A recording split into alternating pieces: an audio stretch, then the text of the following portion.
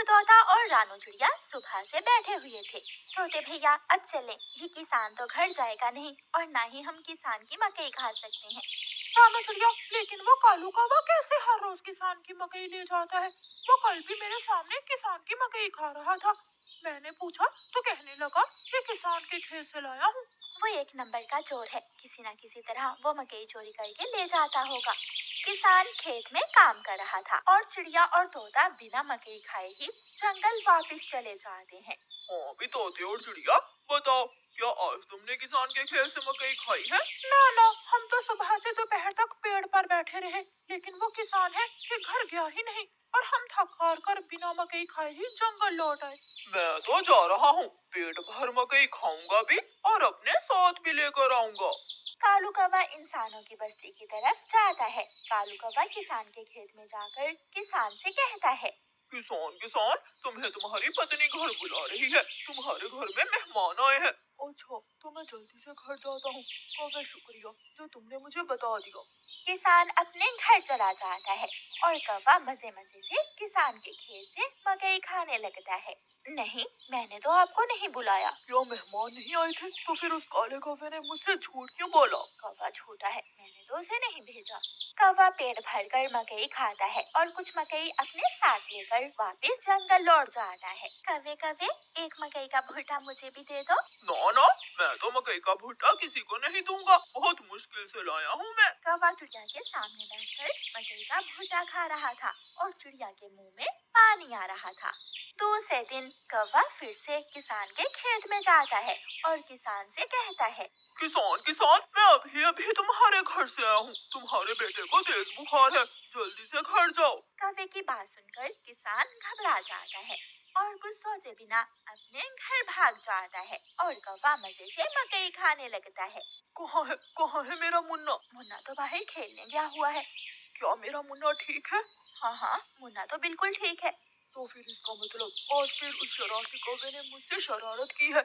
उसने मुझसे कहा कि मेरे मुन्ने को बुखार है, मैं जल्दी घर जाऊं। वो कौवा जरूर आपको घर भेजकर खेत से फसल खाता होगा। मैं कल देखूंगा वो कौवा कैसे मुझे उल्लू बनाकर मेरे खेत से मेरी फसल खाता है। कौवा जंगल जाकर बहुत खुश था। वो जो मकई अपने साथ लाया था वो तोते और कबूतर के सामने बैठकर खाता है। वाह वाह, मजा ही आ गया, ये मकई तो बहुत स्वादिष्ट है। यार कौवे, थोड़ी सी मकई मुझे भी दे दो। हाँ ठीक है, अगर तुम मेरे घर का काम कर दो तो मैं तुम्हें भी मकई दे सकता हूँ। मैं भी करूँगा, मैं भी कभी आपके घर का सारा काम करूँगा, मुझे भी मकई दे देना। ठीक है, तो फिर जल्दी से मेरे साथ आ जाओ। कौवा कबूतर और तोते को अपने घर ले जाता है। तोते, तुम जल्दी से मेरे घर की सफाई सुथराई कर दो और कबूतर तुम जल्दी से मेरे सारे बर्तन धो दो, फिर मैं तुम दोनों को मकई दूंगा। फिर कबूतर अपने काम में लग जाता है और तोता कौवे के घर की सफाई सुथराई करने लगता है।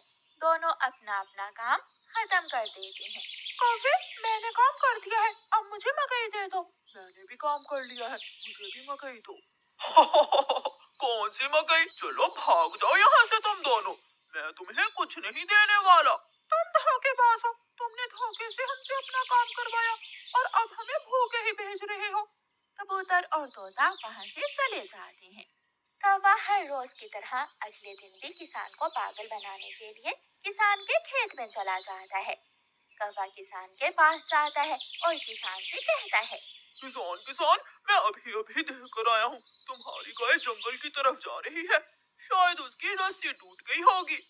मेरी गाय को तो शेर खा जाएगा। कौवे, मैं जल्दी से जाकर अपनी गाय को बचाता हूँ। किसान वहाँ से जाता है, लेकिन आज किसान थोड़ी दूर जाकर पेड़ के पीछे छुप जाता है। कौवा किसान के खेत में जाकर मकई खाने लगता है। तो ये कौवे का बच्चा इसलिए मुझे हर रोज किसी न किसी तरह खेत से खेल देता है। जब तक मेरे पास बड़ा दिमाग है, मुझे किसान की फसल खाने से कोई नहीं रोक सकता। किसान के पास बंदूक थी। किसान बंदूक चलाता है और गोली सीधी जाकर कौवे की टांग पर लगती है। कौवा बहुत मुश्किल से वहाँ से भागता है और किसी न किसी तरह अपने जंगल वापस पहुँच जाता है। वो अपने घर के बाहर आकर गिर जाता है। हाय, मर गया, मर गया।